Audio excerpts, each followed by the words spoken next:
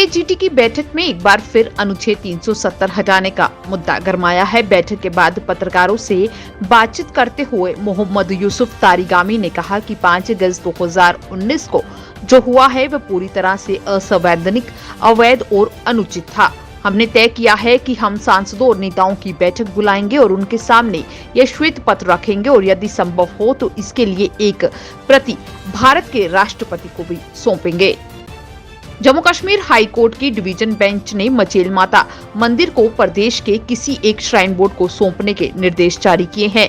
ये निर्देश बेंच ने एडवोकेट अजय शर्मा निवासी किश्तवाड़ की ओर से दायर जनहित याचिका पर जारी किए हैं, जिसमें अजय कुमार ने मचेल माता मंदिर के लिए श्राइन बोर्ड का गठन करने एवं वहां सर्वशक्ति संस्थान की ओर से की गई अनियमितताओं की जांच के लिए विशेष जांच टीम गठित करने की मांग की थी।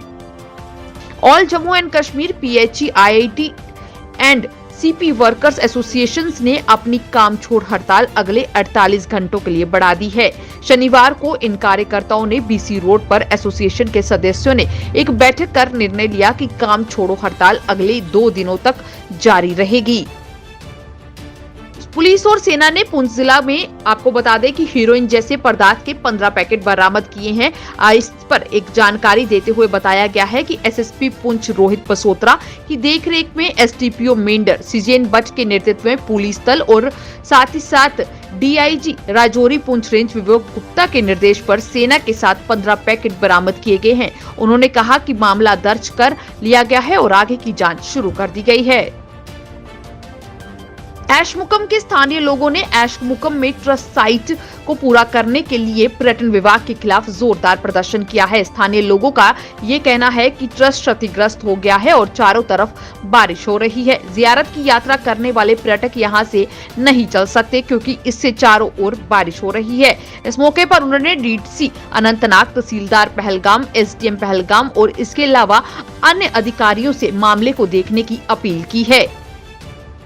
जम्मू कश्मीर के गांदरबल जिला के मनसबल झील में मनसबल विकास प्राधिकरण के अधिकारियों के निर्देश पर सफाई का काम शुरू कर दिया गया है। झील के आसपास रहने वाले लोगों के घरों से निकलने वाली गंदगी झील में चली जाती है, जिससे झील गंदी हो जाती है। उन्होंने कहा है कि झील को साफ रखना आम लोगों की जिम्मेदारी है और इसके लिए उन्हें जरूरत है कि वे इसमें बढ़ चढ़ कर सहयोग दे। इस मौके पर अगर बात करें तो ये भी बताया गया कि इस झील के रखरखाव के लिए पूर्व मुख्यमंत्री मुफ्ती मोहम्मद सईद ने एक विकास प्राधिकरण की स्थापना की थी, जिसका जिम्मेदारी थी कि झील को सुंदरता को और ज्यादा बढ़ाना, परंतु आज इसके विपरीत झील जो है वो गंदगी का घर बनती हुई नजर आ रही है।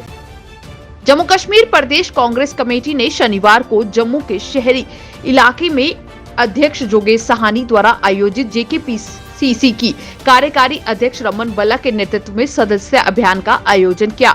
इस अवसर पर बोलते हुए रमन भल्ला ने दावा किया है कि जम्मू कश्मीर के लोगों के साथ भाजपा सरकार ने कहीं न कहीं एक धोखा किया है और साथ ही साथ उन्होंने कहा कि इस धोखे से बड़ा इसे विश्वासघात कह सकते हैं। विश्वासघात कर भाजपा ने जम्मू कश्मीर में सत्ता हासिल की थी और लोगों को आज उनके द्वारा किए गए प्रयोगों की कीमत चुकानी पड़ रही है।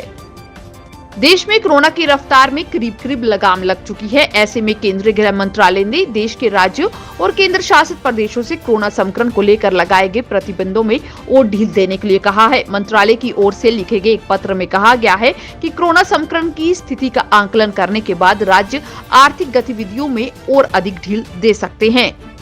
यूक्रेन में फंसे केंद्र शासित प्रदेश जम्मू कश्मीर के नागरिकों एवं छात्रों को सुरक्षित लाने के लिए जम्मू कश्मीर प्रदेश प्रशासन केंद्रीय विदेश मंत्रालय के साथ लगातार संवाद और संपर्क बनाए हुए है। छात्रों और उनके अभिभावकों के लिए नई दिल्ली में प्रदेश प्रशासन ने 24 घंटे क्रियाशील रहने वाली हेल्पलाइन सेवा भी बहाल कर दी है।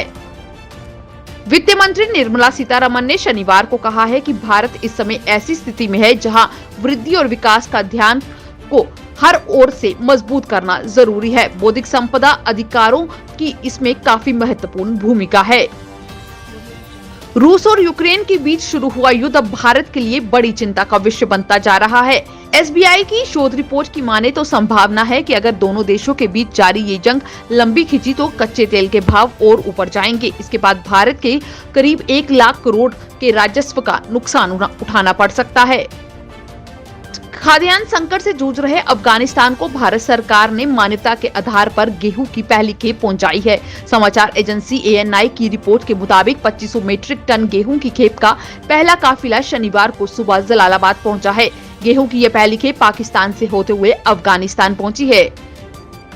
बॉलीवुड एक्ट्रेस प्रियंका चोपड़ा ने भी रूस और यूक्रेन के बीच छिड़ी जंग पर अपनी प्रतिक्रिया दी है। पिछले 3 दिनों में रूसी सेना ने यूक्रेन की राजधानी कीव समेत कई शहरों में धमाके किए हैं। इस युद्ध में फंसे यूक्रेन के लोगों की हालत देख एक्ट्रेस का दिल पिसज गया और उन्होंने सोशल मीडिया पर पोस्ट शेयर कर यूक्रेन वासियों के लिए चिंता जताई और लोगों से मदद करने की अपील की है।